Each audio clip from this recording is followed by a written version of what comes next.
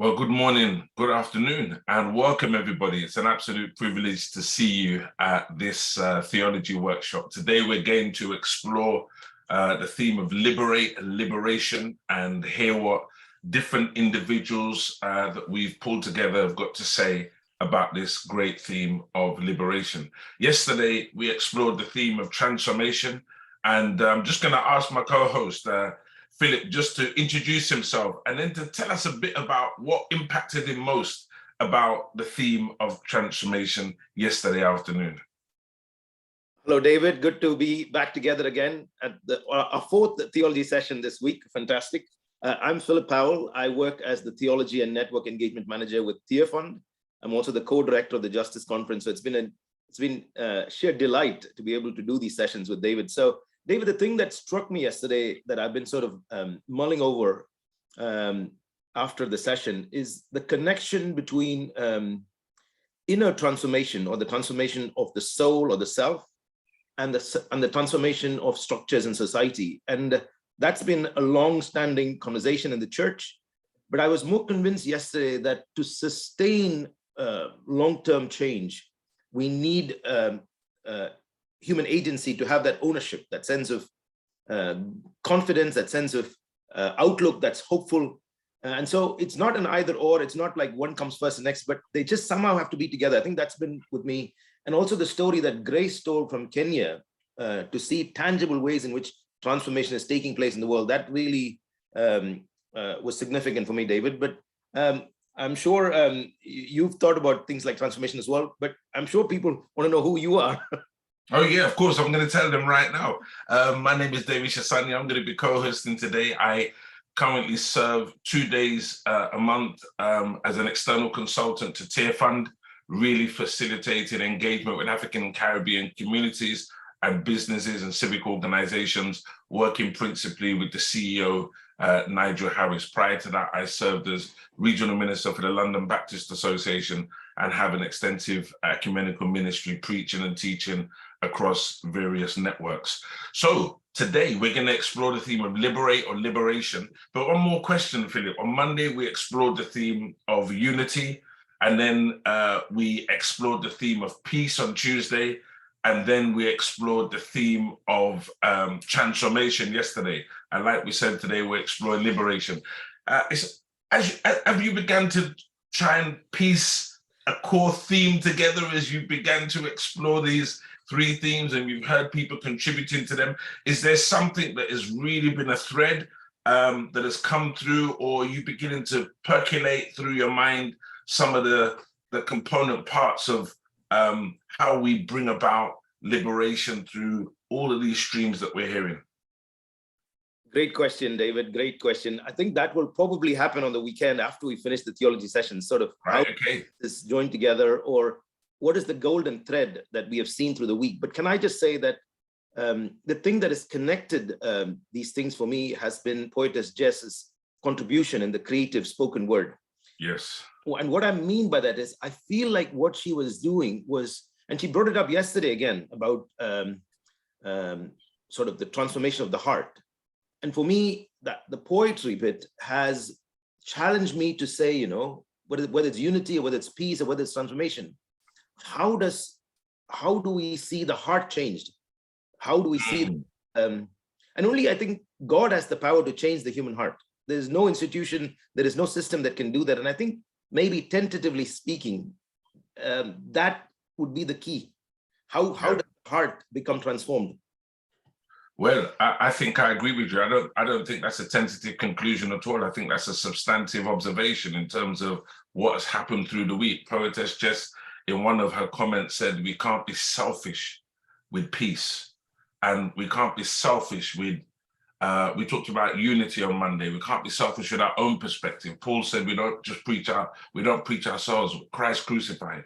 We can't be selfish with peace. We can't be selfish with transformation. It's got to be for us and for others. And we can't be selfish with liberation. God is seeking to bring all things back together to himself in Christ. So I think that's a really good point. So we're going to move on. It's an absolute pleasure to have our first speaker this morning. We have many individuals that are going to contribute to you from various perspectives and in different ways. But first and foremost, let me introduce to you our keynote speaker.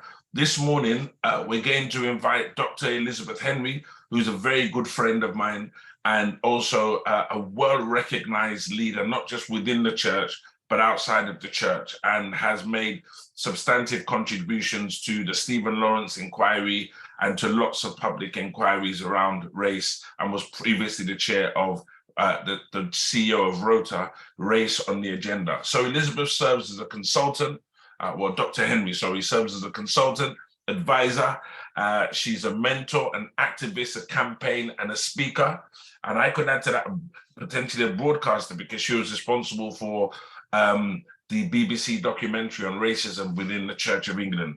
She previously led the Church of England on race and equality issues, and as the national advisor to the Archbishop's Council and Committee for Minority Ethnic Anglican Concerns, Elizabeth directed the work of the Church of England in improving and increasing inclusion, representation, and participation. It was a pleasure to serve with her on that committee for one quinquennium for 5 years, and she made a big impact on the Church of England. Additionally, Elizabeth leads the work of the Church of England in combating racism in society.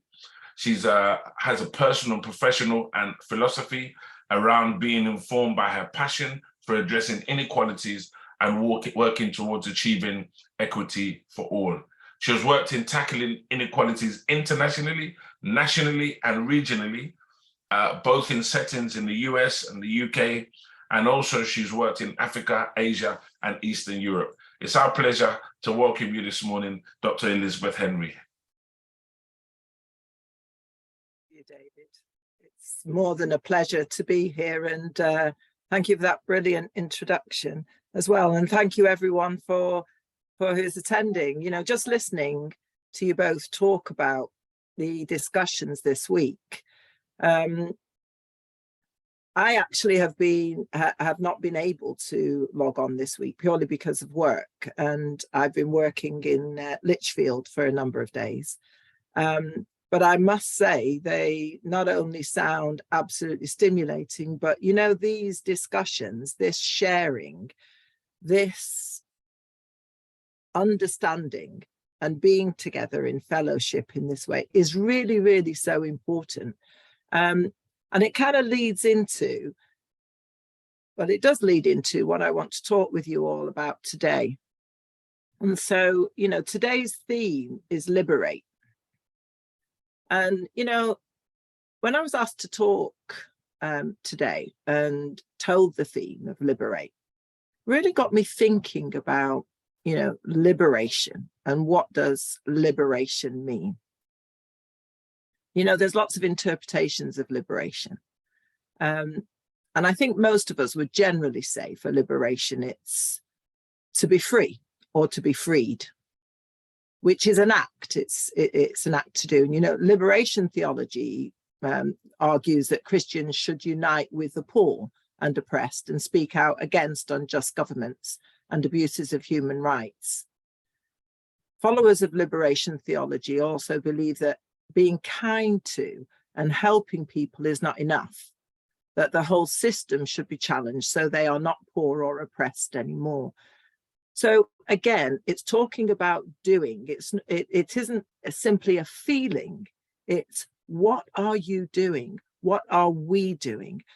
Who are we in this space? And that for me also is questions about what are you contributing, both positively and negatively in this space? Are you liberating? Are you liberating yourself? Are you liberating others? The scriptures teach us that we gain independence through liberty. So being set free when we break the chains of sin that bind us. Galatians said, for brethren, 5:13-14, for brethren, ye have been called unto liberty. Only use not liberty for an occasion to the flesh, but by love serve one another. For all the law is fulfilled in one word, even in this, thou shalt love thy neighbor as thyself. When I think of liberation, I started thinking of all the things that make up, let's say, liberation. And I thought of life, because liberation is life. And so for me, liberation, and using that acronym of life, liberation is independence, freedom, and emancipation, life. So emancipation is, what is it? That also is a setting free. So just as in liberation, emancipation requires action. It requires us doing something. It's not passive. It's not silent. It's not still. After he left the wilderness, Jesus returned to Galilee and taught in the synagogues. And in Luke 4:16-18, we're told that when Jesus arrived in Nazareth, he went to the synagogue on the Sabbath day and stood up to read. He was given the scroll of the prophet Isaiah, from which he read, "The Spirit of the Lord is upon me, because he anointed me to preach the gospel to the poor. He has sent me to proclaim release to the captives and recovery of sight to the blind, to set free those who are oppressed." Again, that really fits with liberation theology, doesn't it? Because in liberation theology, again, it talks about, as I said earlier, helping others. It's a doing, it's a whole system. The Britannica Dictionary definition offers a modern secular definition of freedom, just as the state of being free. Dietrich Bonhoeffer was a German Lutheran pastor and theologian, and he said, "Freedom is not something man has for himself, but something he has for others." In his lectures entitled Creation and Fall, Bonhoeffer reasons freedom is not a quality that can be uncovered. It's not a possession, something to hand, an object, nor is it a form of something to hand. Instead, it is a relation and nothing else. To be more precise, freedom is a relation between two persons or more. Being free means being free for the other. Because I am bound to the other, only by being in relation with the other, am I free? Some theologians contend that the promise of liberty and freedom will come to fruition in the afterlife, but that we should forget about conditions getting better on earth and focus on our own salvation after death. Rather, for me, I have to say, confusing a definition that, or an understanding of liberty, because my understanding and my belief within the scriptures and within what we're taught and within our lives is, as Bonhoeffer says, one with the other. As we know of the second commandment, love your neighbor as yourself. So really, that's not an action. So the action of not doing anything is an action, but it's doing nothing. So liberation theologists strongly reject that concept, saying we humans are told to procreate with God, a just society here on earth, within human history. With God, a just society here on earth within human history. For example, Jesus told Peter 3 times, "Feed my sheep." Bonhoeffer believed very strongly that the Christian church had to actively and openly oppose Hitler. Most of his cohort, however, capitulated to the Nazis and out of fear went along with the new ideology. They buried their heads in the sand, falling back on the theology of the afterlife.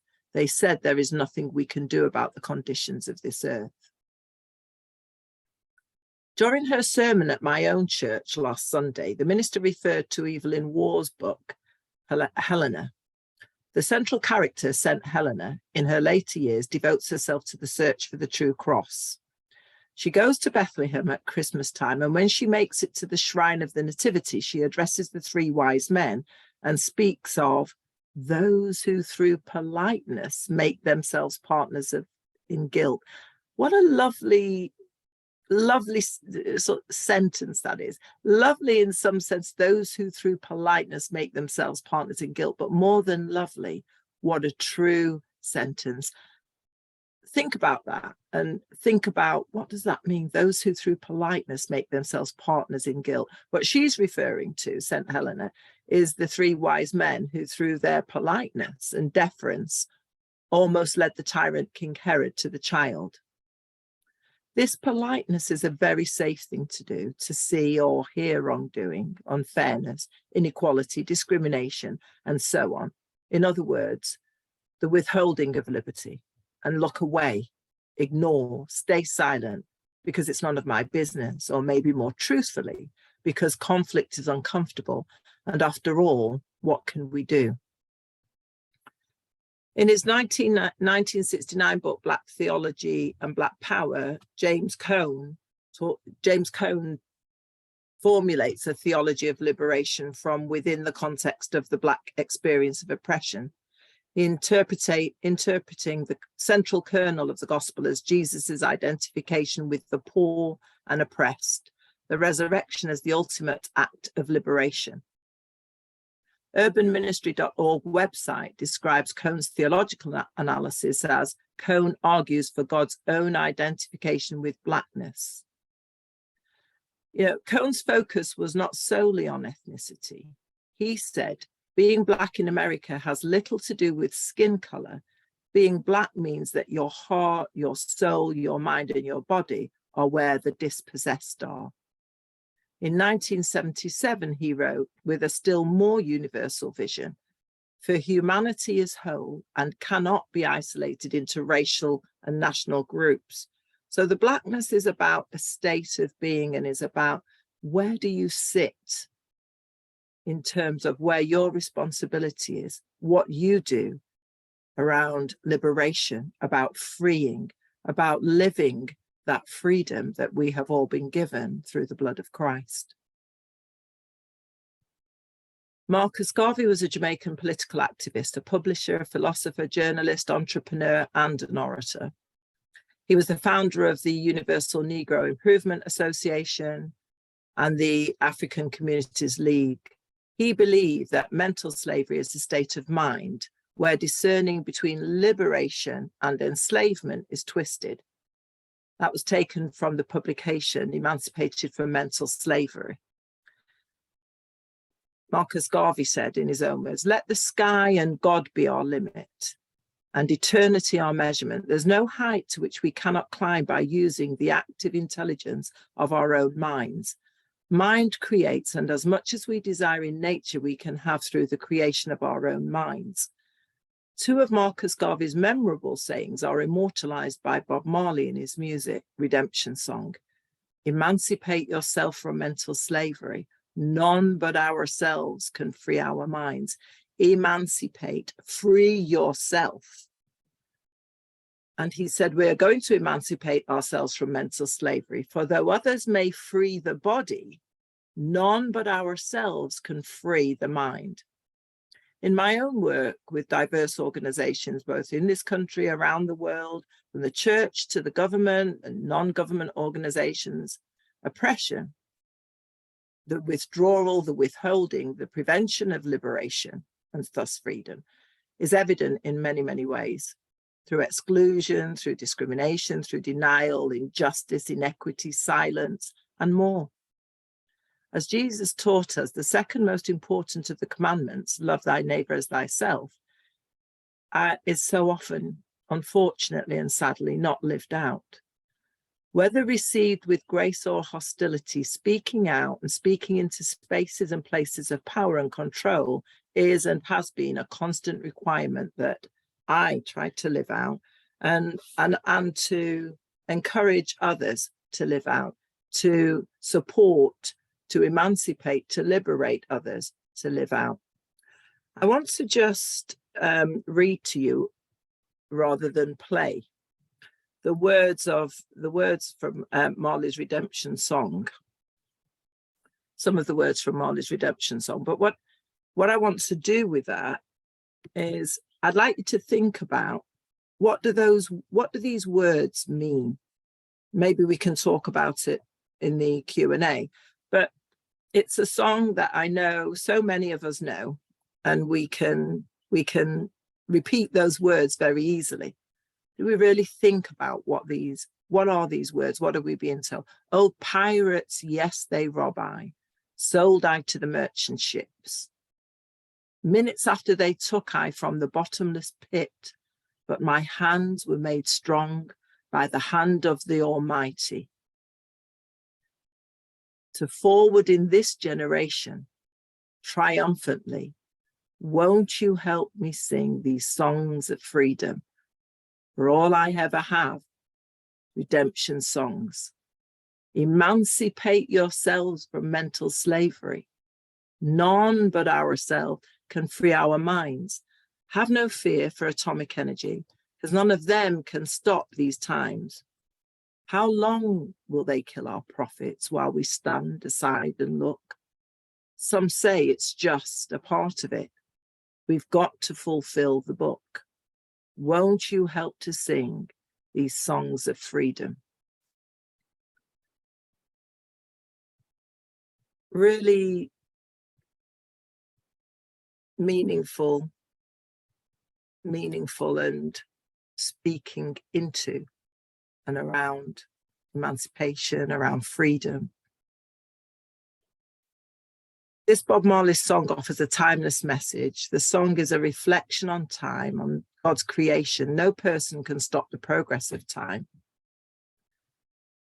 In his book, Righteous Troublemakers, the Reverend Al Sharpton chronicles the unsung activists, the people he describes who quietly and determinedly live their lives calling for and seeking justice. Reverend Al reminds us that liberty and freedom through social justice is clearly outlined in the Bible, that seeking justice is a cornerstone of a religious activism that is led and shaped by faith. From the fight Moses led against slavery to Jesus, who was accused of stirring up the people, we are infused with an understanding, a sense of our responsibilities to stand up for fairness and justice for all. In Christianity, love is a more fundamental concept than freedom, and liberation must be crowned by reconciliation. Bob Marley's redemption song gave us the lyrics, emancipate yourselves from mental slavery. None but ourselves can free our minds, because surely the first step in that liberation is emancipating our own minds. Those things that drive us, those things that develop us, those things that we're shaped by, that we then act upon in our attitudes and in our behavior. Liberation today must address the diverse forms of spiritual, relational, and material enslavement that are rife in the 21st century. So again, I ask you to remember and think of, emancipate yourselves from mental slavery, because the first step has to be freeing our own minds before we can even think about freeing anybody else. And in freeing our own minds, remember that silence that binds us, and how and in what ways do we either remain silent or not remain silent? Do we liberate ourselves? Do we free ourselves to stand up, to speak out into those spaces of power? Thank you. Elizabeth, thank you so much. Thank you so much for that intervention. It was profound. It was so moving. Yeah, there's just so much to reflect on in what you shared. I don't want to add anything except to say that to bring Bonhoeffer and Bob Marley together is surely a delight to the mind and the heart at the same time. So I want to come back in our Q&A to talk about how do you sort of dig a bit deeper into freedom that actually deepens and strengthens and seeks reconciliation. Because sometimes liberation ethic can pull us apart. And I was very moved that you sort of brought it back after going to James Cone. Not that they didn't believe in reconciliation, but the way you framed your talk. So thank you so much. Look forward to our Q&A when we get to it. I'd like to introduce our second speaker on the theme of liberate. We have Heidi Damon. Heidi Damon is a colleague. She works in Tearfund as the head of global church influencing for Tearfund. She's actually a second-generation immigrant who has Sri Lankan heritage, as well as, I'm going to say this, Heidi, Danish heritage. Finnish heritage. I like to point to Heidi. She's got Finnish heritage. I don't know why I do that. She's married to Ed, who's from South Africa, and they have a wonderful 5-year-old daughter. Heidi has a passion for pursuing justice and Christians and the church living out the whole gospel. Heidi has got a master's in missional leadership, and her thesis focused particularly on reclaiming the discipline of hospitality. Heidi, we're delighted you could join us. Over to you.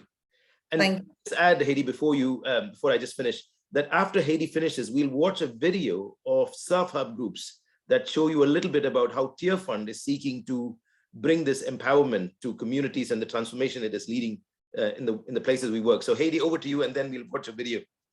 Thanks, Philip, and thanks for the introduction. And it's wonderful to be here with you all. And thank you, Elizabeth. It was just wonderful to hear as Philip just saw you bring those different threads together. And I guess one reflection I have is what you talked about, not being passive. And obviously Tear Fund is an organization that chooses not to be passive when we are thinking about how do we come alongside and partner with those that are most vulnerable in this world.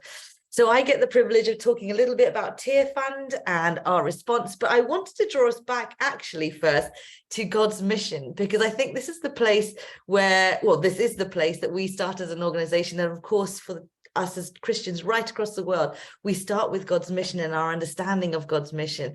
And so I wanted to share a little bit about how Tear Fund has understood God's mission in the world, and then therefore how then do we respond as an organization to come alongside thousands of churches around the world to respond to injustice and poverty. And so there's this wonderful arc of history, isn't there, in the biblical narrative from Genesis to Revelations. And we see this incredible story of this redemption, renewal of what God is seeking to do. And for me, one of the things that I have over the years been able to reestablish in my mind, particularly theologically, is this idea that the original intent of God's mission here on earth is good. And so often we start from a place from original sin as opposed to original goodness and what this earth was created for. It was created for harmonious relationships. We hear this word shalom, but do we really understand what this word shalom means?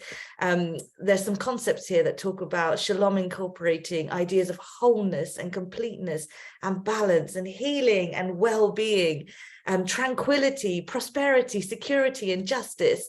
And if this is what original intent of this earth was, how amazing is that we all get to access this idea of wholeness. But obviously we know we don't all get to access that. We don't all get to access completeness and balance and healing and well-being for whatever reasons those might be. And Elizabeth alluded to some of those already. And through this week, you would have heard some of the reasons why we don't have access and why some people are in poverty and why there is injustice in this world. And we can go back to Genesis 3, where it talks about sin, how human sin entered into this world, and it disrupted this balance of these harmonious relationships, one with God, one with ourselves, our relationship with one another, and relationship with creation. And this is what's called suffering, and this was not a part of God's original intent for creation. So for us here at Tear Fund, we say we need to understand this original intent so that we can understand the themes that we are talking about this week. We're looking at unity, at peace, at transformation, and hope. And these are all incredible themes that talk about this idea of liberation, right? There's this wonderful theologian, African-American theologian called Lisa Sharon Harper. And she wrote this book called The Very Good Gospel. And if you haven't read it, I would go here, because this is a wonderful way for us to understand what does a holistic mission of God look like. And she shares this vision for hope for a broken world. Shalom is what God declared. Shalom is what the kingdom of God looks like. Shalom is when all people have enough. It is when families are healed. It's when churches and schools and public policies protect human dignity. Shalom is when the image of God is recognized, protected, and cultivated in every single human. Shalom is our calling as followers of Jesus's gospel.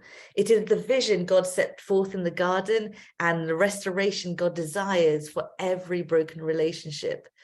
Shalom is what our soul longs for, and shalom is the very good in the gospel. What an amazing vision, hey, that's there, that talks about the whole life response that could be there if we understood God's vision for this world. And so how does this theme, liberate, look like in the context of Tear Fund? And for me, in the space that I sit with Philip, we sit in the space, this place of privilege where we get to do some theological reflection as a team, where we get to come alongside our teams and churches right across the world and theologically reflect, look at scripture and say, what is God saying here? And when we see these themes of justice and God's heart for wanting liberation for people, we're able to apply that into the work that we do. So for us, theology is at the heart of us as an organization.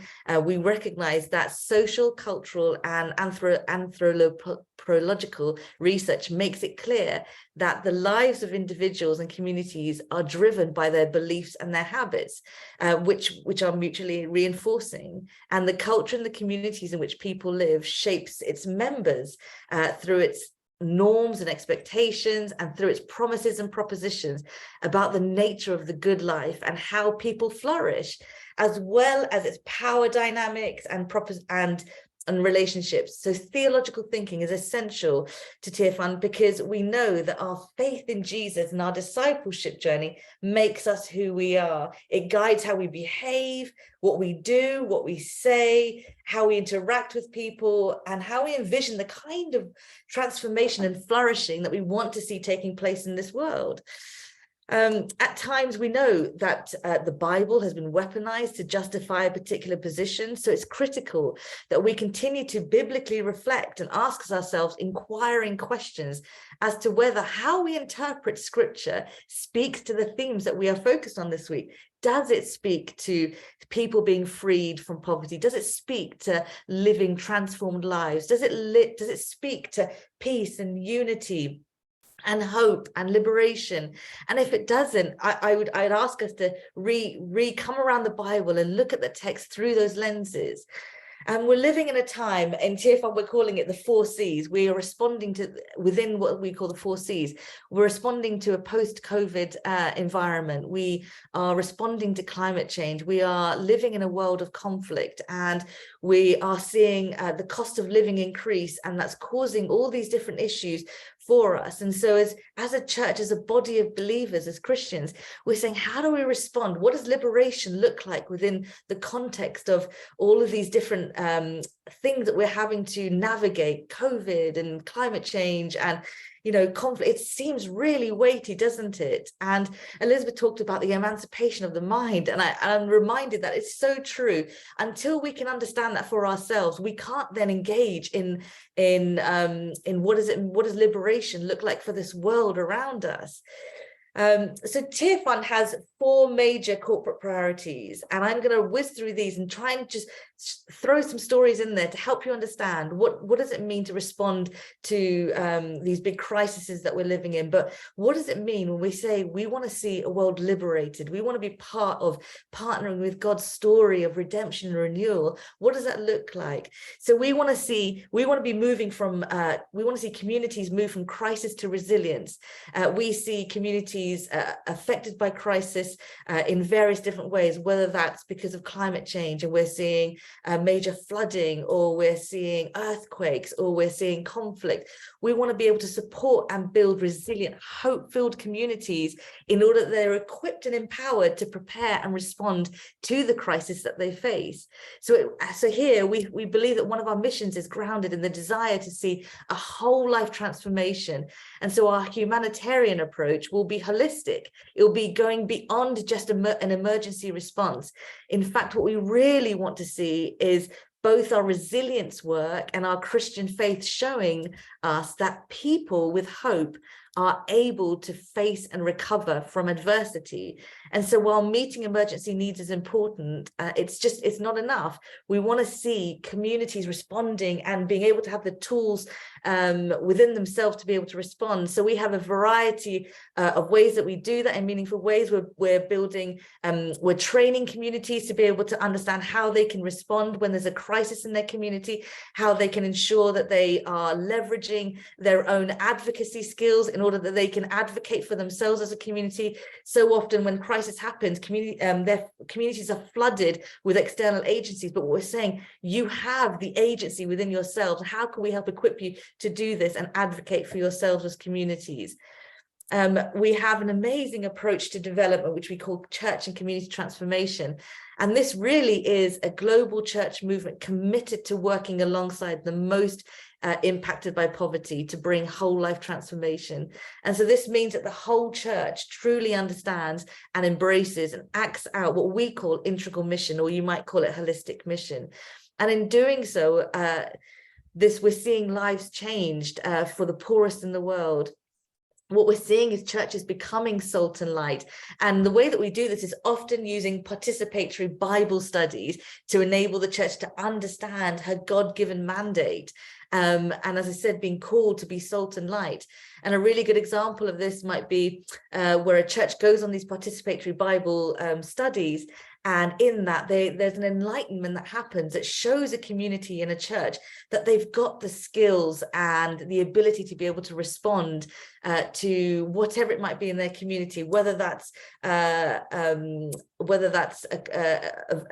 issue around violence, or whether that's an issue around an economic issue. We're seeing self-help groups being developed through these participatory Bible studies, where we're seeing families being able to build micro-enterprises in their communities, and then being able to, then as a result of that, being able to send their children to school and being able to build. When I was traveling through Africa, I saw communities build their own medical centers and schools, and it wasn't external agencies. This was the power of the local church saying, we see this as an issue and we have the skills and the resources within our power to be able to do this.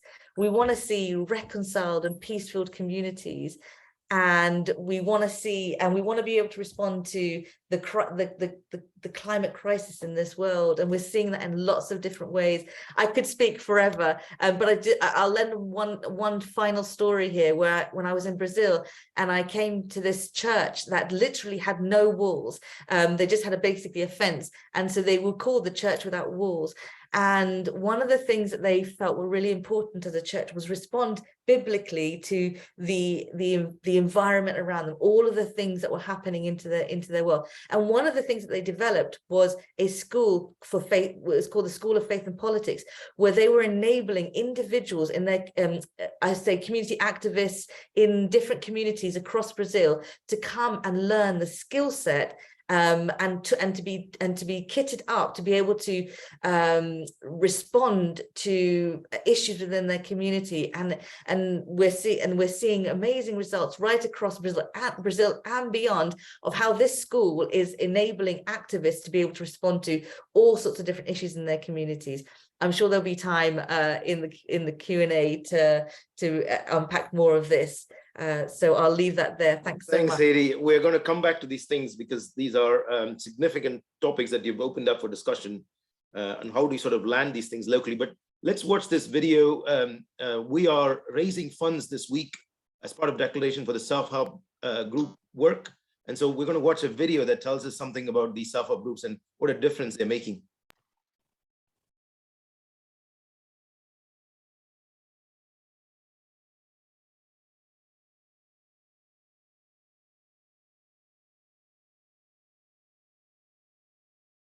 We're just waiting for the video to start.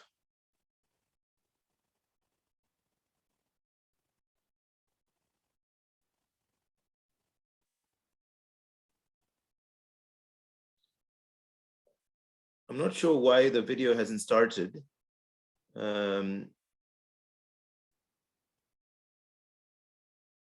Shall we? I think what I'm going to do is I'm going to introduce our speaker, who is bringing a millennial perspective, a younger voice perspective, and we'll watch the video. After Victoria has spoken, I'd like to introduce Victoria.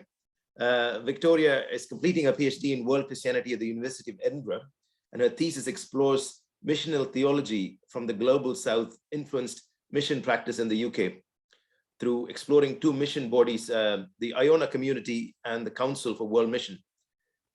Victoria has wide interest in and has published on liberation theology, ecumenism, justice, young people, and ecclesiology. And Victoria is a member of the United Reformed Church and currently works part-time for Sabil Kairos, a UK charity seeking a just peace in the Holy Land. Victoria, we're delighted you could join us. I'm sure you're going to add to what has already been said, but over to you, Victoria. Thank you, Philip, and thank you so much, Elizabeth and Heidi, for those two talks. They were really, really interesting. So I'm going to start just with a Bible quote from Luke 4, chapter 18 to 19, which I think really speaks about liberation. So the Spirit of the Lord is on me because he has anointed me to proclaim good news to the poor. He has sent me to proclaim freedom for the prisoners and recovery of sight for the blind, to set the oppressed free, to proclaim the year of the Lord's favor. So when we look at like definitions of liberation, two big ones really come up. So the first one is the action of setting someone free from imprisonment, from slavery or oppression. So this idea of like release. And the second one is freedom from thoughts, freedom from limits on thought or behavior. So kind of that's used in the sense of like women's liberation and things like that. So it's this kind of like that more idea. So what I really like about this word liberation, or to liberate, and these two definitions, that it combines this idea of action and thought. So Elizabeth also talked about this in her presentation, which I'm finding very interesting. But also, as Elizabeth did, I want to turn them around. So I think we need to liberate ourselves from our thought patterns before we can try and liberate in action. So Paulo Freire, a famous educationalist and philosopher from Brazil, from 1921 to 1977 was when he was alive. He used the term conscientization. I think I pronounced it wrong, it's Portuguese, and it combines our words of a newly formed awakeness or a consciousness, this idea of being woke, for instance, a lot of us use now, about the situation one's in, and conscience. So this deep down feeling when you know something's wrong that you have to change it. So Freire uses pedagogy or this framework to work with poor people in the favelas and help them build up their own liberation in their context, similar to what Heidi was talking about with Tearfund's work too. A Scottish theologian called Ian Fraser, who travelled to over 60 countries with his work with the World Council of Churches, applied the idea of conscientization to evangelism. To share the good news, he posed, meant endeavouring to find the good news alongside new neighbours, and to be prepared to be surprised when good news did not simply fit the framework that you had before you came. So for a quote from Fraser, what is new life for men, sorry, he uses gendered language, which gives them dignity and hope and a place of worth if it is not the first taste of that abundant life which Christ promised. So you can't just preach good news and not enable a person to feel that good news, to live that good news. He was all about things going together. So with these ideas of liberation in mind, I think we can come on to distinguishing them from the ideas of power or privilege. So you can have power over someone else. Giving the powerless power does not mean that they would not lord power over someone else in return. The same with privilege. The only reason someone can have privilege is because someone else does not. So we're not trying to re-establish power and privilege. We want liberation. It's quite different actually. Liberation goes further. To set the prisoners free is not to re-establish their power or privilege in society. It's calling instead for us to think more carefully about the prison system, to question why we're putting 12-year-olds in jail, why we have crime in the first place, and how crime's related to class and poverty. To liberate is to free us from our fear of crime. It's to try and create conditions of flourishing in society where people are supported and loved. So realizing that putting people behind bars is not the answer to our problem. Frantz Fanon talked about this kind of idea too in his Wretched of the Earth, where when working as a psychiatrist in Algeria, he realized that it wasn't just the Algerian citizens that needed liberation from French colonial powers, but the French too were being broken by this system. In the fight against apartheid in South Africa, similarly, the idea of Black consciousness was promoted from the 1970s. Black South Africans posed that they did not just want to live the way that whites lived, with immense power and privilege, but they needed to become proud of their Blackness and reimagine a society based on their values and ways of life. So my point about bringing in these examples is to try and say that injustice is not normal. It's not healthy for us to live in this kind of competitive, always racing, one above another kind of society and world. Romans 8:2, it was for freedom that Christ set us free. Therefore, keep standing firm and do not be subject again to the yoke of slavery. I mean, this all sounds very good in theory, right? Practically, though, holding the call to liberation and to liberate close to our hearts is hard work. Finding conscientization in the UK now seems pretty impossible. Do we feel alive? I feel pretty crushed most of the time. We can read about how the NHS is literally crumbling and Rishi Sunak is telling children to learn maths until the age of 18. Like, I've read about the new protest laws that are trying to find ways to criminalize trade unions and striking. He also released a statement saying that sending back the boats is what the people want. There's just so much distance and willed blindness and deafness to the class struggle. There's apathy towards the sick and there's blame towards migrants. Conscientization, rather than feeling liberating, actually feels quite lonely. Because how can we start to think about wholeness and healing, support for mental health and trauma, spiritual healing, love and care for marginalized bodies, when our country is not even enabling our NHS to provide the basic service necessary to our society? How can we honor the gifts of arts, literature, mobilization, care, when our society only values money and profit? And where can we advance democracy when raids against rightfully elected governments are taking place in Brazil following the states who protested, led by Trump? So I think it is a lonely call. But actually, this story from Ian Fraser again really helps me. So he talked about a healer who came to a poor village and healed a blind deaf man, who before the healing relied on his fellow villagers to tell him of the world. So they will come to his house at night and kind of tell him about the day, tell him about society and kind of what things are happening.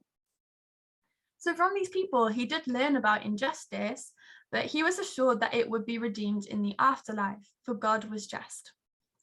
Once his sight was restored, however, and he could witness the extreme inequality of the world, despite the likeness of us all, he lost his happiness. When the healer returned, the village asked him not to bring hearing to the man, for they found his sadness too difficult to cope with. But the man asked, so the healer brought him healing, and then he lost his faith. He delved into listening to and trying to understand all of the world's faiths.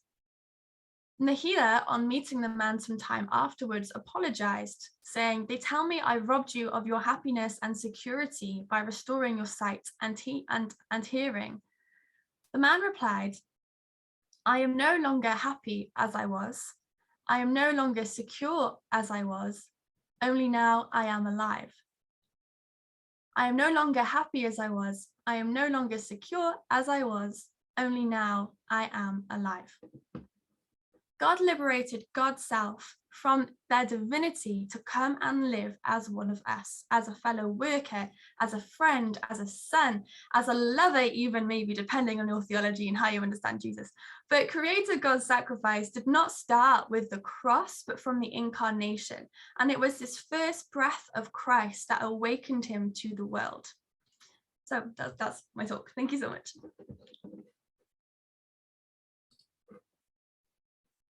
Well, thank you very much, Victoria, for offering a few thoughts and for just sharing a bit about your thoughts on liberation and what it means to you in this day and in this age.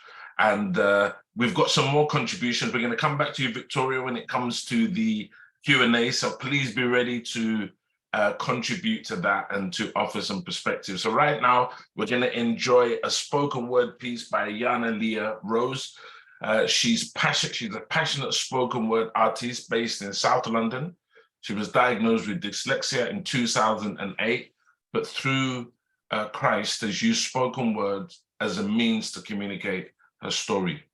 Through her transparency, Jana offers an insight to the power of God and how it can change and transform our lives. So Jana, please, welcome. It's an absolute pleasure to have you here, and we're looking forward to hearing from you. Please minister to us.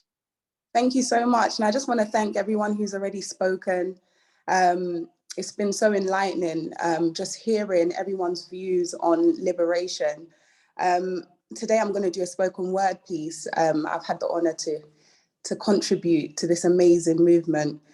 I just want to start by reading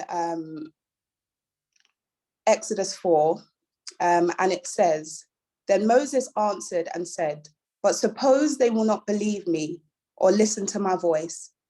Suppose they say, the Lord has not appeared to you.' So the Lord said to him, 'What is in your hand?' He said, 'A rod.' And he said, 'Cast it on the ground.' So he cast it on the ground, and it became a serpent. And Moses fled from it. Then the Lord said to Moses, 'Reach out your hand and take it up by the tail.'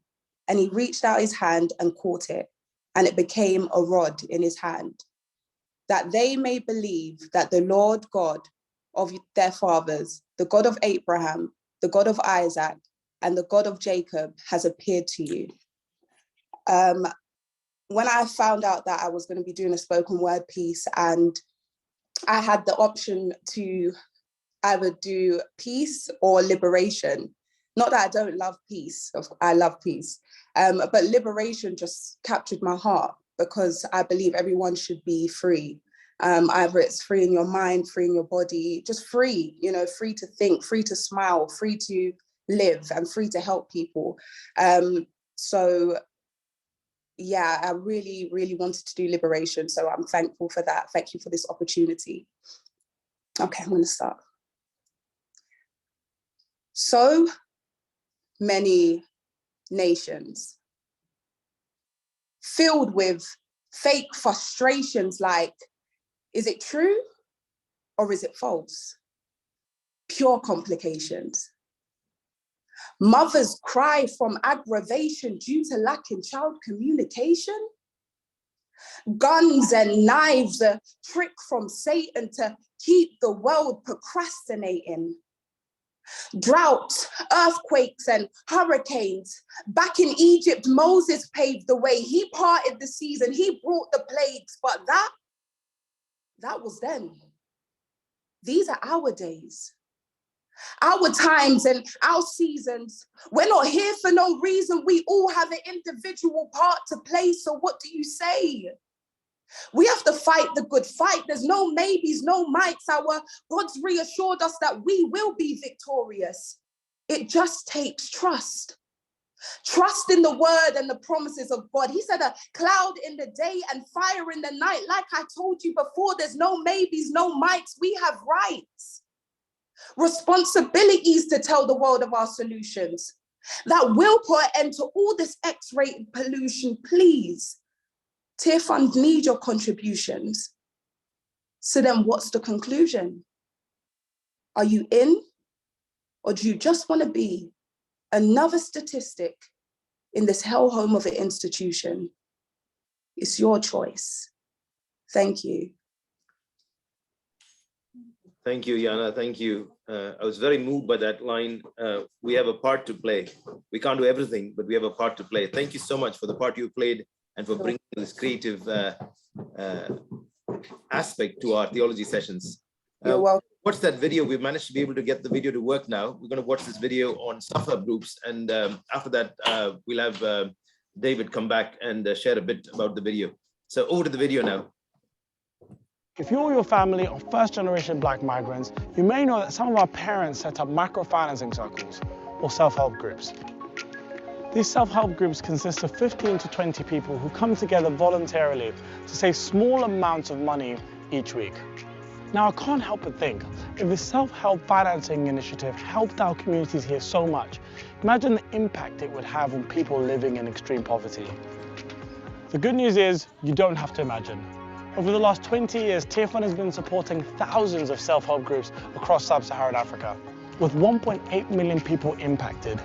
Members of these groups can take out loans, set up businesses, helping their families and communities flourish.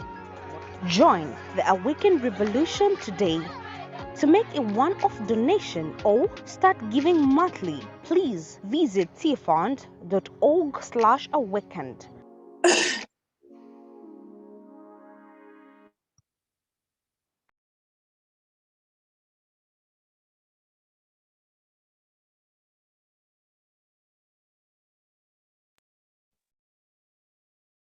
Thank you that we get to see this video. Yes, can I just again share that if you would like to partner with Tearfund, these self-help groups are not just about finance, it's about the supporting relationships that self-help groups make possible. And so if you'd like to sort of join Tearfund and play a part in making this work possible, we'd love for you to be able to give towards this work. And I know that in the chat, we'll have some information where you can go and make a contribution, a financial contribution to the work that Tearfund is doing in mobilizing the self-help groups. I think we're coming to that time when we're going to, David, are you online? Yeah, David, I'm going to. Absolutely. There we go. Thank you very much. And let me just say something quickly about that video. I went to Ethiopia and saw firsthand what the self-help groups do. I met a lady who was saving the equivalent of 2.5p a month as part of a group. And when we met her, she owned 3 shops. She retired her husband from the police force, which was a very dangerous job. And she was involved in an enterprise to build the first corporate car park in the center of town, and with 2,500 other partners. And she had sent her children to university. So I've seen this firsthand. We met many other women like that. If I didn't see it with my own eyes, I would have thought somebody was exaggerating. So please go along and make a contribution. Go along, take it back to your church. People from Tearfund they have speakers. They have the opportunity for you to make one-off payments on a Tearfund Sunday or to sign up to give monthly, but don't just turn away. Matthew talks about seeing people in need and turning away. So please, I join with Philip and with Tearfund. I've seen it firsthand. Make a difference through your contribution. So we're going to move now into a Q&A. I'm going to invite the guests to come back and welcome Dr. Elizabeth, welcome Heidi, welcome Victoria, welcome Jana. And we're just going to begin to explore some of the questions and themes. We're going to invite you, if you're a participant, you're here, you're on this, please just come and offer your perspective. It's been fascinating for me. I didn't anticipate today hearing Marley, as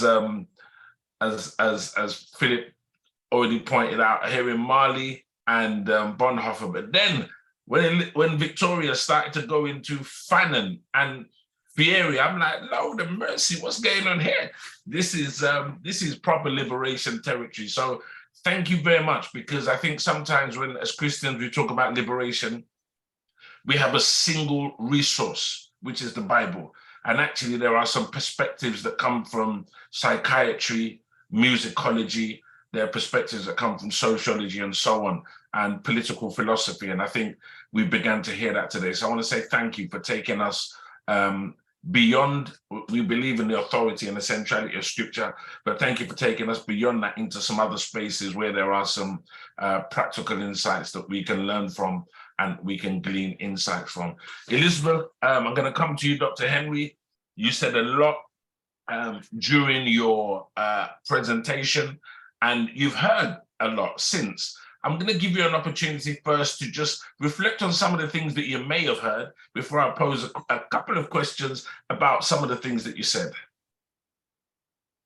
Okay, so I've heard a lot, as you said, and as you well know, I usually have a lot to say, so not unusual. Certainly Heidi talking about the work that Tear Fund is doing. And I can say myself, I was sat nodding away, because from personal experience in international development, and it brought back to me the frustrations that I had in negotiations with donors around what donors wanted versus what was needed. And so, you know, this liberating of people, but first of all, liberating of Tear Fund, liberating Tear Fund's thinking around how do you help? How do you support? How do you give life? And so liberating their own thinking and thus liberating their own actions, putting away a dependency culture and creating a life culture, an independence culture, and most importantly, in terms of liberation, a self-determination culture. So Victoria talking, you know, channeling Fanon, absolutely brilliant. Of course, you know, the whole idea around that, and I think you said it right, David, is that very often we can, as Christians, take all our sources from the Bible, and we speak of the word as if the word is capitalized in that is all. And we need to open ourselves to the interpretation of how we live life, i.e. liberation, independence, freedom, and emancipation in today's day and now. When Victoria spoke about woke, I could not help but smile. And the reason I couldn't help but smile is this: I find it absolutely amusing, and I mean that very sarcastically, by the way, that this idea of being woke is a bad thing. And I am perplexed and also quite angry about the fact that we, and I use the collective we, have allowed that understanding to be embraced. If we think about woke, I'll think about the opposite of woke. So to not be awake is to be asleep. So how did being woke become a bad thing? So hearing Victoria talk about the wokeness and conscientizing, yes, I was punching the air. And for Jana Leah, that, yeah, I hope you're publishing your spoken word. I hope it's going out there. And I hope that so many more than us hear those words, because you brought to life the issues that people are facing every single day that are preventing liberation, and how those with power are upholding that. And that talks to people's everyday lives. I'm going to give you a few more seconds, everyone. Elizabeth. Are you finished? I was just going to give you a few more seconds. I'm finished. Okay, brilliant. I'm going to come back to you. I want to just quickly pop over to Victoria, because the two of you had this train of thought in common, which was the correlation between thinking and actions. And one of the things that really struck me was when Victoria, action and thoughts actually, sorry, when Victoria talked about the process of conscientization and how it was a lonely road. And I just want to ask you, Victoria, can you say a bit about that? Because you talked about woke, and Elizabeth talked about being asleep. How do we go from sleepiness to wokeness? And then I want to ask Heidi to come in on the back of that and ask, how has Tear Fund undertaken that journey, and what are some of the challenges that it resists in the process that it can model to the church in terms of how it's overcome that journey of almost being complicit in people's oppression while seeking to be liberators? Yeah, thanks, David. That's not an easy question at all. But I think this idea of like kind of being awake, being woke, I think because at its core, it destabilizes you in your privilege.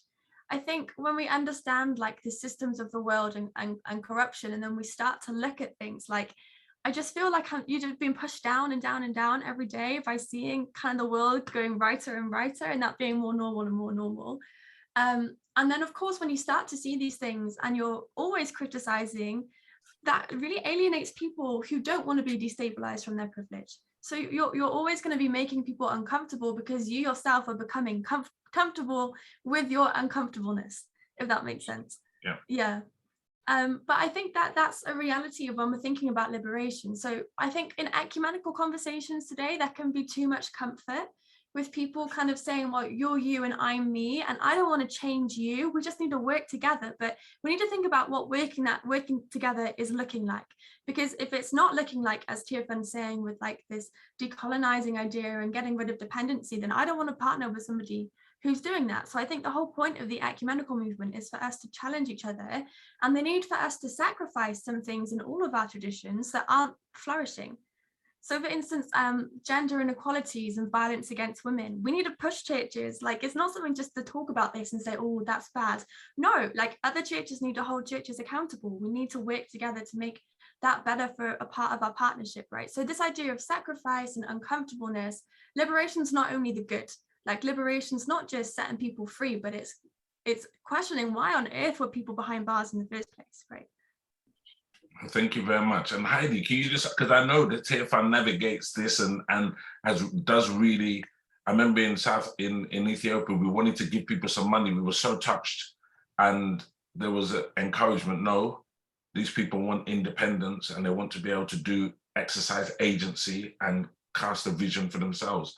And it was challenging for us because we're used to kind of being the messiahs in that situation. So how does Teofan navigate that, and how has it overcome that tension, really? Sure, thanks. I mean, it's probably cliche to say this, it's been a journey, and a journey of, well, liberating the mind, as we've been hearing about this kind of morning. And I think that there's been certain catalytic moments in time that have allowed us to be a little bit more thinking insular, think about what is it that we bring to the table. And I think there's been a movement in the development world around, well, it's been a decolonizing movement, hasn't there, around what does it mean to decolonize aid? And for us as a Christian organization, we're also asking ourselves the same question: what does it mean to decolonize our theology, where we aren't coming from that paternalistic perspective? And I think there have been moments that we've had to do some deep reflection. When we sadly saw the death of George Floyd, it kicked off a movement in a number of organizations to be thinking about what is our response to that, and how do we, what has been our complicity in that. And for us, particularly, I come back to the space that I sit within, theological reflection has been a big part of that. And if we understand the biblical context of one of liberation, have we allowed a culture of dependency, or have we move towards a culture that says we want to bring agency into communities? And I think we are on that journey, and I think there's a long way to go. There's a lot of legacy that we carry, the development agencies carry. There's a lot of embodied beliefs and habits that are there that need to be addressed. And I think through various policies, should I say, through various cultural shifts as an organization, we're doing some of that.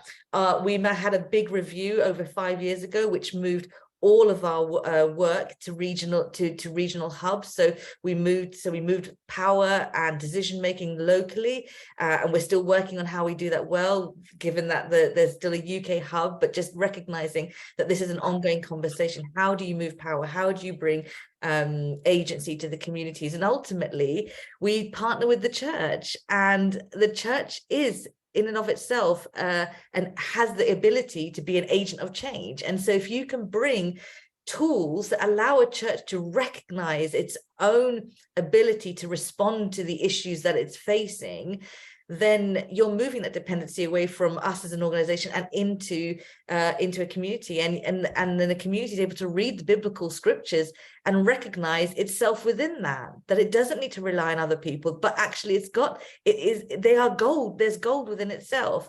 We talk about in development terms around asset-based community development, and you're finding the assets in the community, and you're asking those assets, i.e. people, to respond to the issue, to firstly identify the issue. What do you see as the issue in your community? And then therefore, what are the skills, the tools and resources that you need to then bring those adaptations around in order to respond to that?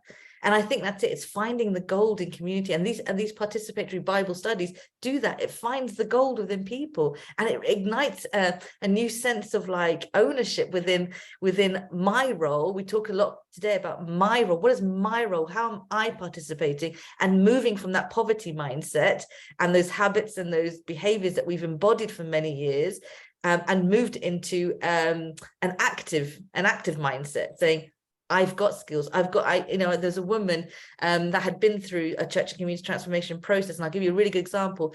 She didn't realize that the materials, that the land that she walked on, if you mixed a couple of items together, i.e. the mud and water and she could build her own house, and she did. And she said to us in this room, she's like, never before had I thought I could build my own house. And yet you'd given her the tools and the encouragement to say, you can do this. You don't need an organization to come in and help you build your house. And she built with her own 2 hands her own house. So it shows you, doesn't it, by just illuminating scripture and giving people the tools and resources, they can do that.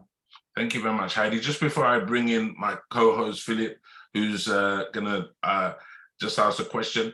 Jana, you talked about having a desire to really speak to the issue of liberation. What are you seeing around liberation that drove you to that conviction around wanting to really engage with this issue? And for you as a creative, how do you navigate this world of thought and this world of concrete reality as you try to speak along into this theme? And then Philip will come in after. Oh, well, thank you for that question. You know, I'm very much a visual person. I don't know if that's to do with my creativity or, you know, I look at things and it creates a story in my mind. And, you know, I have a lot of friends, and being working in ministry, there's a lot of people that I feel like are quite bound, you know, bound in their minds, and just feel like they can't move, you know. And the ministry that I was in before for like 10 years, there was a lot of gang members in there, and it was very hard for them to get out of this gang mentality and cross over to a place where they could understand that they could live a life, you know, live a normal life without having to look over their shoulders, without having to carry weapons. You know, it was a lot of speaking to them about trusting God, you know, and empowering them. And I feel like once they were empowered, they were then able to believe that they could live this life free from fear, because most of the time it's fear that kind of keeps us bound. And I can't stand fear. You know, I can't stand when people are scared of things that they're so good at, especially when it's to do with a gift. You know, I spoke about, you know, I was dyslexic, you know, well, I probably still am dyslexic. I don't really like to confess it, but, you know, I got told that I was dyslexic at the age of 14. And at that moment, I felt like I couldn't become or be anything. I couldn't study. I couldn't get a good job. How would I fill out the applications? And it kept me very bound in fear, until one day I just started writing. And the more I wrote, the more I was inspired to speak. And the more I spoke, I realized, wow, I'm actually somebody. But I couldn't do that by myself. You know, I was a lot out, you know, in prayer a lot, reading a lot. And it was even just reading the Bible as well that it took me out of that place of being scared, that I can actually read the Bible. I could read it out loud. I could read it to myself. And yeah, I just feel like, you know, people are bound. I was bound. You You know, I got told something, I was labeled something, and that label followed me. And it was like, you know, you can't be anything above this label of dyslexia. You won't be anything. You know, the enemy knows how to come into our minds and tell us, no, you won't be, you can't be, you will never be, you know, but God's able to break that. And that's why for me personally, the closer I drew to God, the more he opened my eyes to see that you can be and you are everything I have made you to be. I've given you the spirit of excellence. I said that you will be the head and not the tail, you know, above and not beneath, you know, and all of these things, I could do all things through Christ who strengthens me. All of that was empowering. And I believe if we can speak to this generation and the generation I see around me and tell them that, you know, you can be anything that you want to be, you know, because we are believers of Christ, we don't have to push Christ on them, but just be us, you know who Christ has made us to be, show them kindness, you know, I'm going to interrupt you there, not because I don't want you to speak. I just want to get some more questions. We're going to come back to you again. Yeah, no problem. I'm going to ask contributors just to be a bit brief with the answers. And it's not only to apologize because you've got testimony and we're celebrating with you. We're grateful to see what God has done in you and through you, and you have to speak about it. So it's just that we've got a time constraint and we just want to make sure we get more of you in a moment. So Philip, just happy to draw you in at this time. Thank you, Jana. Thank you. I was listening to you saying this thing we are doing here in the theology session, Liberate, is not just conceptual, it's not abstract, it's not theory. There is a testimony, there is a lived life that speaks of liberation that has happened. And that is the power of the gospel. It's not words, it's a life that has been re-narrated around new ideals. And it was just powerful. So I was listening. I found it very interesting listening to all four of you. And it struck me that we have 4 women who have contributed today. And I'm going to sort of maybe ask a question that is both a bit vulnerable, but also I want to be challenged. You know, David and I, 2 men of color hosting this session. What would you want to say to men to see that there is more liberation when it comes to gender? And men are as much, I would like to say this speaking myself, we are victims of, in our own way, even though the victimization is distributed unevenly, of structures that have privileged one gender over another, patriarchy, call it what you want. And I'd love to hear from just 1 or 2 lines from each of you that can just sort of make the liberate idea concrete when it comes to gender.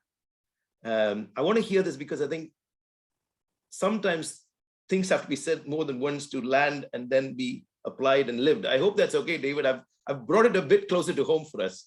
No, that's fine. Absolutely.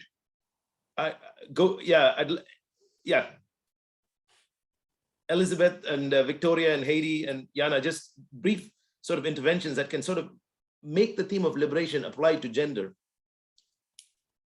Okay, so, you know, something that came into my head is when we talk about racism, for instance, and you'll understand it's going to answer what you're saying in a second.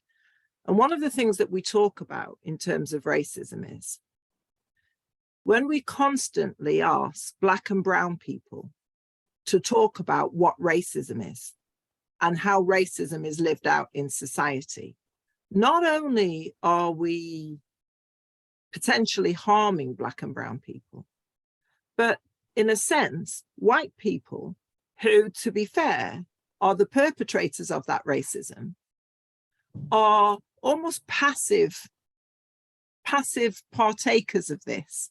And it is a very powerful place to be as well. Well, I'm giving you the space to talk about racism, which means it's not active as we've talked about in terms of liberation.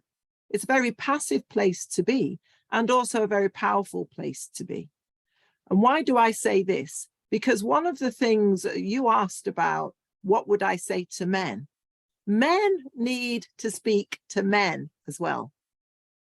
So it cannot only be women. You've quite rightly noted that there are 4 women here, and you're asking us, and I don't say this in any sort of chastising, Philip, but you're asking us, what should men do, and what should men need to decide what men need to do, and men need to talk to men, rather like in terms of gender-based violence.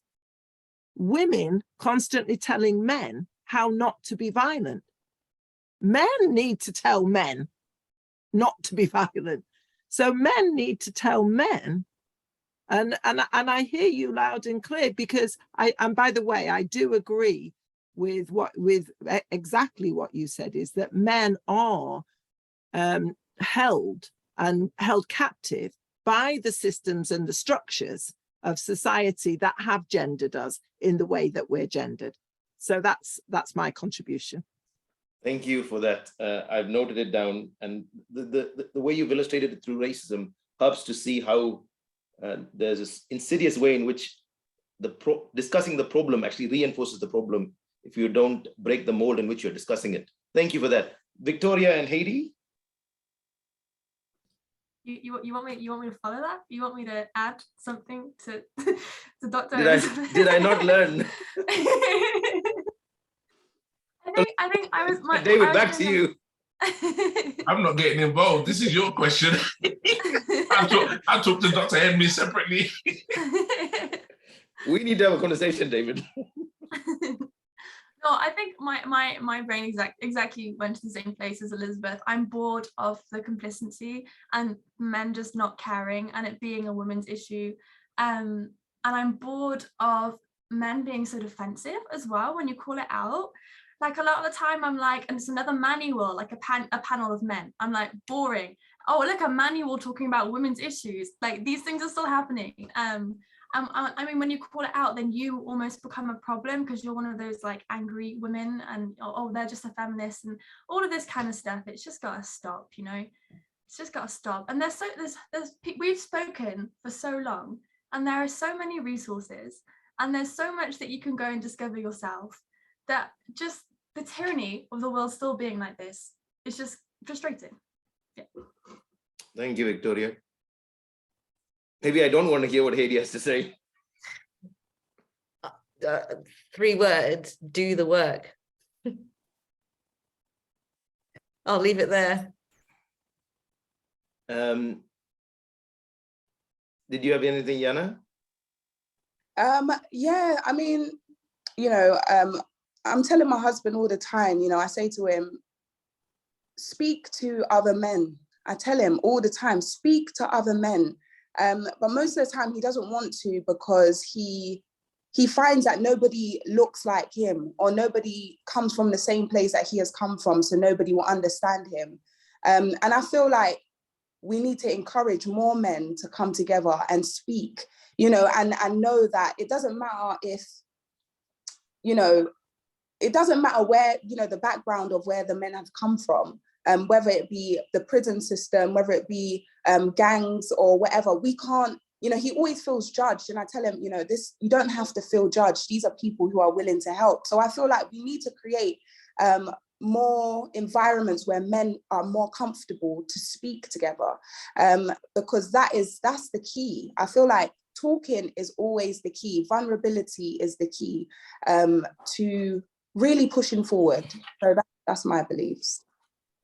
Thank you. David, before I hand it back to you, I think it reminded me of what Kumar said on Monday, if you remember, about the insecurities and how unity is prevented when we let those when we're not willing to deal with those insecurities. And I think when we talk about liberate, there is an insecurity that is deep in the hearts of men that so often is not even conscious. It's operating at a subconscious level where it prevents the kind of, you know, what Heidi said, do the work. But how do you do that when you've sort of been bound by your insecurities? But I'll hand it back to you, David. Thank you for bringing me in. No, it's a pleasure. And thank you for your contributions. We're going to start to wind down. You know, there was on Monday, there was talk about insecurities, but we then began to explore vulnerability. How do we become vulnerable in these spaces? And how do we as men become vulnerable with ourselves, with our brothers, with our nieces, with our nephews, with our uncles, with our fathers, and so on? How do we become vulnerable and move away from a kind of hyper masculine model of vulnerability?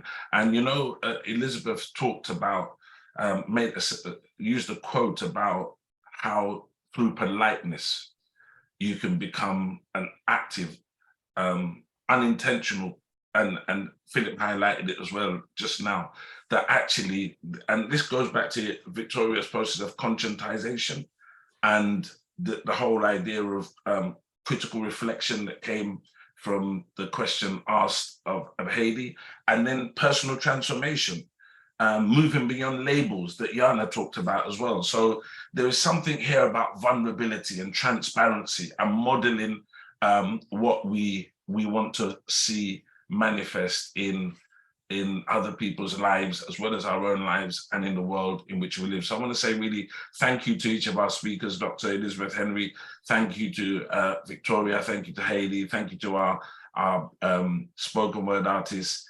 Jana, who have really challenged us in different ways. If you're a man on this call today, speak to men. If you're a man, speak to men. Take the courage to do that. If you're from a white community, speak to other white people. I was thinking about Barbara Trepanian as Victoria was speaking and as Elizabeth was speaking. Barbara Trepanian wrote a book called Silent Racism, and she explored how niceness actually causes a greater problem when it comes to liberating people from racism than it does liberate the oppressed group from the racism that we want to see them free from. So, Philip, we're going to close in a few moments. And, thank you again to all the speakers. Really appreciate you joining us. And this is kind of the hard-hitting stuff we wanted in our theology session.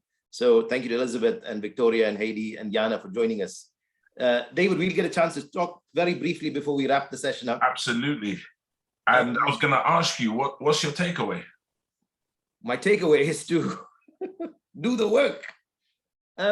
Maybe I can talk to you and sort of maybe others can listen in.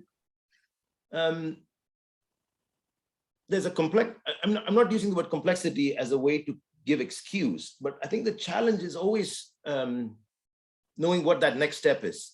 And I've been on a journey and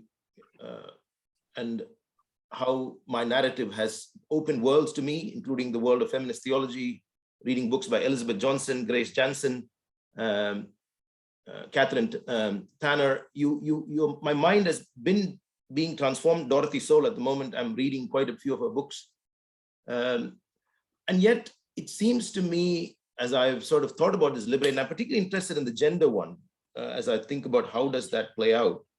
I might need to do more homework, actually, David, and maybe we need to meet and have a further conversation on what does it mean for men to be liberated into a more just, flourishing world for all. That's my thoughts.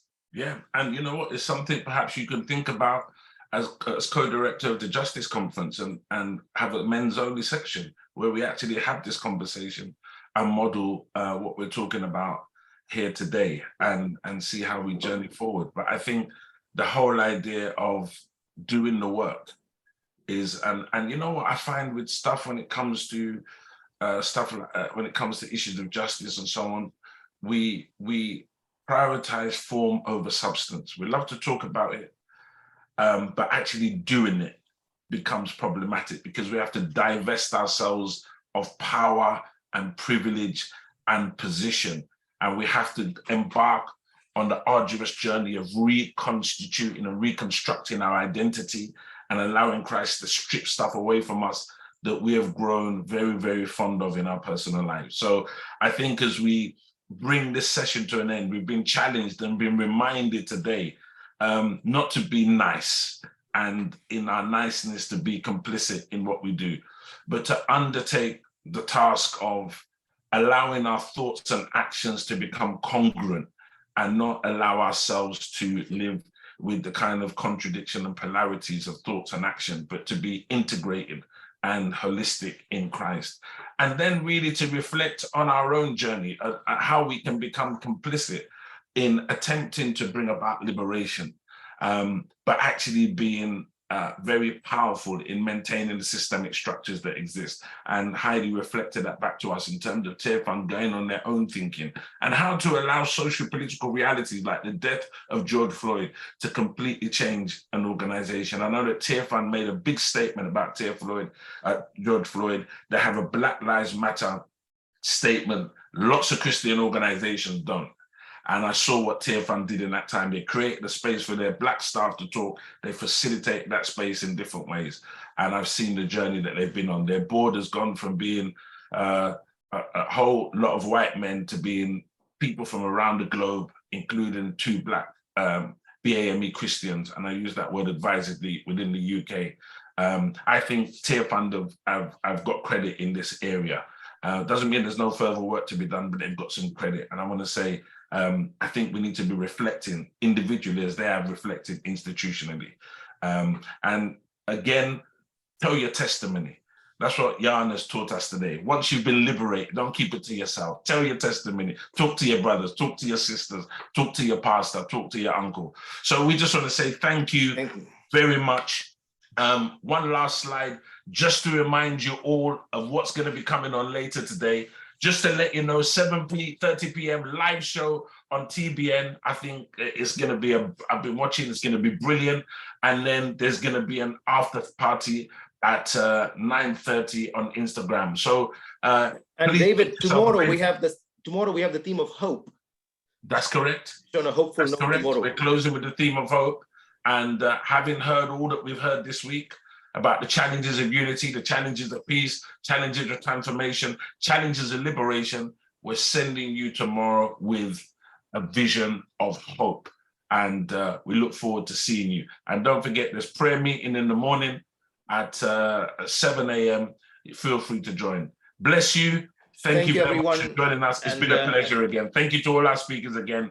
Bless you. Just going to ask the speakers to hang behind for a short moment while we just have a brief debrief. Blessings. Bye-bye. Bye, everyone. Thank you for joining again.